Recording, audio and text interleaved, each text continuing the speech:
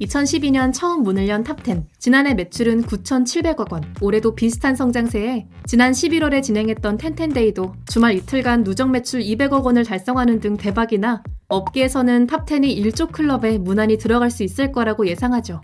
지금껏 국내 스파 브랜드 시장에서 매출 1조 원을 넘긴 곳은 유니클로가 유일. 올해 탑10이 매출 1조 원을 찍게 된다면 토종 스파 브랜드로는 역사상 최초라고 합니다. 그런데 여러분, 스파 브랜드 시장에서 국내 브랜드가 매출 1조 원을 넘긴다는 거? 그 자체가 엄청난 거라고 해요.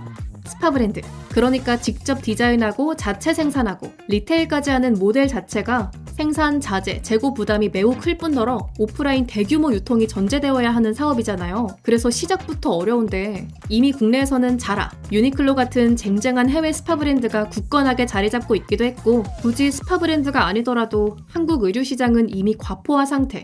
이 때문에 시작하기도, 거기에 더해 성공하기도 어려운 구조라는 겁니다. 그런데 탑10은 국내 타 스파 브랜드 매출과 비교해봐도 매출이 훨씬 높은 상황에 이제는 매출 1조 원을 넘볼 정도로 성장했다는 건데, 그런데 탑10 원래 이렇게 잘 됐나? 언제부터 이렇게 커진 거지? 그걸 알기 위해선 우선 2012년으로 돌아가 볼 필요가 있습니다. 탑10을 처음 만든 사람은 바로 이 사람. 염태순 회장은 1983년 가나안 상사라는 중소기업을 운영했는데, 가나안 상사는 주로 노스페이스, 아디다스 같은 브랜드의 OEM 형태, 그러니까 공장에서 생산한 가방을 납품하는 회사였습니다. 규모가 큰 기업은 아니었지만 제조, 납품, 운영 실력으로는 업계에서 유명한 실무 중심 회사였죠. 그러다 가나안 상사는 1997년 외환위기, 환율 급등을 기회로 크게 성장하게 되는데요. 당시 800원이던 원달러 환율이 2,000원까지 오르면서 수많은 수출업체들이 가만히 앉아서 떼돈을 벌고 있었는데, 이때 염태순 회장은 이 불어난 돈으로 땅과 건물을 사는 대신 새로운 도전을 하게 됩니다. 바로 2002년 대우 계열사였던 신성통상을 인수한 거죠. 당시 신성통상은 1960년대부터 시작해 40년 넘게 의류 제조, 유통을 해온 탄탄한 국내 패션 기업이었는데, 염태순 회장은 급속도로 성장하는 스파 브랜드의 전망을 보며 유니클로를 잇는 토종 브랜드를 만들어야겠다는 결심을 했다고 해요. 그렇게 탄생한 기업이 바로 탑10인 거죠. 야심찬 포부를 가지고 국내 스파 브랜드 시장에 발을 들인 탑10. 물론 처음부터 수월하지는 않았습니다. 브랜드 창업 초기 5년 내내 적자를 기록했죠. 그런데 사실 예상된 결과였던 게요. 스파 브랜드 사업은 설비 투자, 유통망 확대, 제품 테스트 등 초기 투자 비용이 굉장히 많이 들거든요. 따라잡기엔 너무 커버린 유니클로, 자라 같은 해외 스파 브랜드도 있었고요. 그렇지만 버티고 또 버티고 그렇게 버티다 보니 탑10에게도 드디어 기회가 옵니다. 첫 번째는 이 평창올림픽 롱패딩. 당시 2018년 평창올림픽의 공식 후원사였던 롯데백화점이 만든 롱패딩이었는데, 이걸 만든 브랜드가 바로 탑10이었습니다.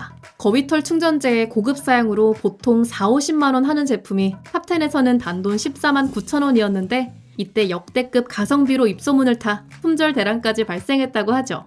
이걸 계기로 탑10이 가성비도 품질도 꽤 괜찮네 싶은 이미지를 굳히는 데 성공하는데요. 그리고 이어진 두 번째 기회, 일본 불매운동. 유니클로는 노제팬 직전에 한국에서만 연간 1조 3천억 원의 매출을 거두는 스파 브랜드였는데, 노제팬 이후 6천억 원대로 매출이 급 하락합니다. 그리고 그 틈을 메꾼 게 바로 탑10이었죠. 그런데 여기서 드는 의문, 기회가 온다고 다 잡은 것도 신기한데? 탑10이 오는 기회를 족족 다 잡을 수 있었던 이유, 아까 영상 초반에 탑10이 어떻게 시작하게 됐는지 혹시 기억나시나요? 탑10은 신성통상과 가나안 상사의 조합에서 시작한 거잖아요. 수십 년간 의류 제조, 유통을 해온 신성통상, 생산 단가, 리드타임 관리에 특화된 가나안 출신 인력들. 이 둘이 모이니 원가를 낮추고 대량 생산을 안정적으로 돌릴 수 있는 기반을 수월하게 다질 수 있었던 겁니다. 발열네이, 경량 패딩 등 겨울 시즌 제품들은 매년 반복 생산하는 구조를 만들어 불확실성을 줄이고 마진을 안정적으로 확보했다는데, 기본 의류의 강한 브랜드라는 인식으로 저가격 제품에도 수익 구조가 무너지지 않게 만든 거죠. 전문가들은 기존 강자 유니클로의 성장과 무신사 스탠다드 등 신규 스파 브랜드의 등장으로 앞으로가 훨씬 더 중요할 것이라 예상하고 있는데요.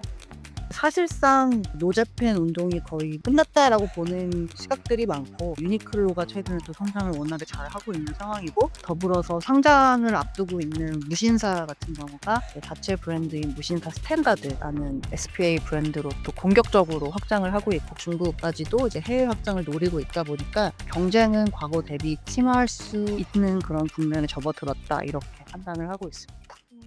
그런 한편 최근 탑10의 모 회사인 신성통상이 자진해서 상장 폐지를 추진하고 있다는 의혹이 불거지면서 회사 가치와 이익을 사주 일가가 가져가려는 것이 아니냐는 논란이 제기되었고, 이 과정에서 회사 지분을 가족에게 유리한 방식으로 넘기는 편법 증여 의혹까지 나오며 논란이 한층 더 커진 상황입니다. 1조를 코앞에 두고 있지만 상장 폐지 등 각종 논란으로 브랜드 신뢰를 흔들고 있는 탑10. 과연 앞으로도 성장세를 이어갈 수 있을까요? 댓글로 여러분의 생각을 알려주세요.